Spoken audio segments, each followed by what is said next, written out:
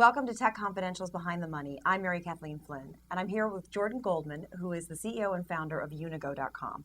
And Unigo.com is user-generated reviews of colleges. Tell us more about the idea for the company.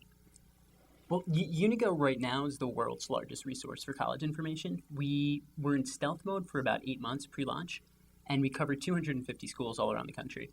And we have a full-time editorial team of about 20 people. And when working in stealth mode, we got ultimately these 250 schools, 15,000 students to create 35,000 pieces of content. We got, in a lot of cases, 10% of the entire student body to create some form of content about their school. So now, totally for free, you can come on and find out about all of these different schools, find out just enormous volumes of information. And kind of the value of having so much content for every school is you can sub-search. You can say, only show me what African-American students think of Harvard. Only show me what conservative female students think of Brown University. And just get a far more in-depth and accurate picture of all these different universities. So you mentioned that Unigo is maybe the largest resource out there, but it's certainly not the most well-established. I mean, you're up against some very well-established players. I used to work at U.S. News and World Report. That's one of them. The Princeton Review is another. How is your site different from what they're trying to do? Well, I came at this from the world of traditional publishing. When I was 18, I started doing a series of college guidebooks called Student's Guide to Colleges that came out from Penguin Books. And the distinction with that and the other books that were on the market was there are other books that say they're written by current students, but when you look at their methodology, they're actually written by journalists who interview students and kind of put those quotes throughout. Student's Guide was the first and only book that was 100% written by current college students at schools all over the country. So I started that when I was 18, and it came out when I was 21 and 22, and came out in a couple different editions. Unigo is kind of taking that to another level, where there are 15 million high school students looking at colleges every single year. And there's 45 million parents and family members who are really involved in this process, so 16 million people. And they're spending anywhere from $50,000 to $250,000. And right now the best resource are these books, which are what Princeton Review and Kaplan and all these other companies have been putting out forever. The problem is they have typically 2 pages per school, no photos, no videos, no interactivity. They're updated fully once every 5 years. And they haven't really gone kind of the Web 2.0 route and the more democratic route of allowing all kinds of students to weigh in. So Unigo, for any given school, one, it's free, which is really important, giving more people access and allowing someone instantly to see what these schools are like, especially right now with the economy. It's expensive to tour all these different colleges. You can go on Unigo, you can see hundreds of reviews, you can see hundreds of photos, videos, and not just get kind of the official censored perspective.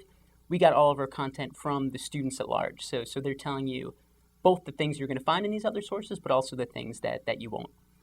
Okay, and as you look at growing the company, where are you heading next? I mean, I know you just launched in September, but you've been picking up speed and maybe getting some attention and maybe getting a little more respect, perhaps, from the colleges. I don't think at the beginning they were taking you that seriously. Yeah, no, it's been interesting. I mean, we were lucky enough that just after we launched, New York Times Magazine did kind of a feature story on us, which was great and got us out there a little bit. We cover right now 250 schools, but there's 4,216 colleges in the country, and we want to cover every school in the country. We want to go internationally. There's a lot of room for growth with this sort of thing, and we can definitely scale upwards that this methodology that we have to get current students to create content works no matter what school it is. So we want to work with students on every campus to kind of be part of this. Before we let you go, you have a great funding story, and I want to make sure we get to that. Yeah, I was an English and creative writing major in college. I went to Wesleyan University, so not anything that really has to do with what I'm doing right now. And came up with the idea from Unigo, from doing the print guide and saying this should really be online, let's take it to that next place. And reached out to alumni of Wesleyan who lived in New York, who worked in finance and who worked in business, and said, look, I have a business plan. Can I take you out to lunch? And can you help me improve it and make it a little bit better? Tell me where the holes are in my idea? And over the course of about 6 months, I took about 50 to 100 people out to dinner. And spent a lot of money on restaurant bills. But it went well, and each individual person kind of helped refine the idea and hone it and poke holes in it. And at a certain point, people said, you know what, this is now fundable. And we're able to get great people. The CEO of TiVo, Tom Rogers, is on our advisory board.